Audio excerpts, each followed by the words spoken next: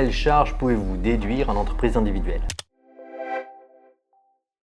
Aujourd'hui, nous allons nous demander quelles charges vous pouvez déduire en BNC. Bonjour, je me présente, je m'appelle Christophe Prieur, je suis associé du cabinet PMC Expertise Comptable, un cabinet spécialisé dans l'accompagnement des professions libérales et des investisseurs immobiliers. Vous êtes professionnel libéral, au régime réel, médecin, kinésithérapeute, infirmier ou encore psychanalyste, et vous vous demandez quelles charges vous pouvez déduire de votre résultat. Alors les voici. Vous pouvez déduire toutes les charges liées à votre activité professionnelle.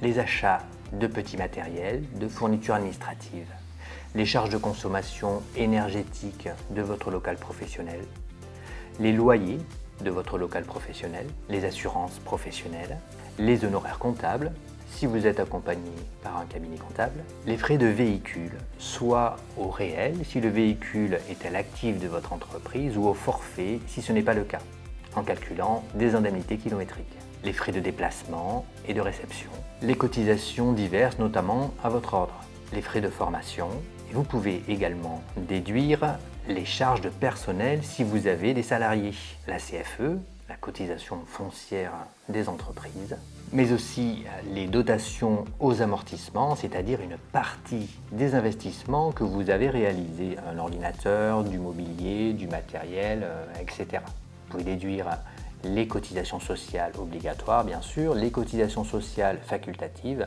Madelin, de mutuelle, de prévoyance ou de retraite, les intérêts et les assurances liées à un emprunt professionnel, les rétrocessions d'honoraires versés aux remplaçants. Vous pourrez déduire dans certaines situations ce que l'on appelle des charges mixtes, comme les frais de télécommunication, si vous n'avez qu'une seule ligne téléphonique à la fois privée et professionnelle, ou encore une partie d'un loyer si vous exercez votre activité à votre domicile. Vous devrez alors déterminer une quote-part d'utilisation privée et professionnelle.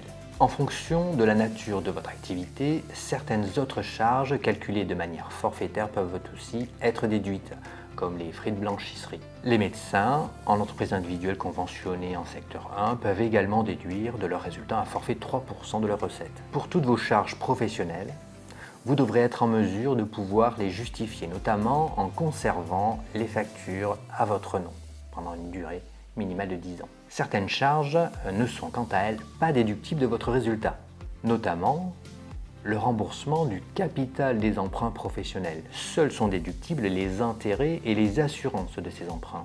Les frais réels de véhicule si vous avez choisi le calcul des indemnités kilométriques, l'impôt sur le revenu, une partie de la CSG et la CRDS réglées à l'URSSAF, les pénalités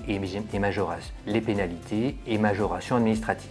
En entreprise individuelle classique, c'est-à-dire à l'impôt sur le revenu, ce que l'on appelle aussi la déclaration contrôlée ou la déclaration 2035, vous ne pouvez pas déduire non plus les prélèvements personnels que vous faites sur votre compte professionnel. Pour pouvoir déduire ces prélèvements, c'est-à-dire votre rémunération, vous devrez opter pour l'impôt sur les sociétés ou exercer en CELARL à l'IS.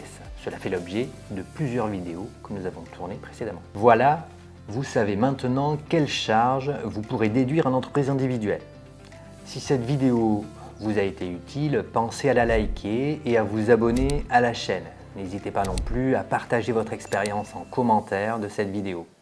Merci et à très bientôt pour de nouvelles vidéos.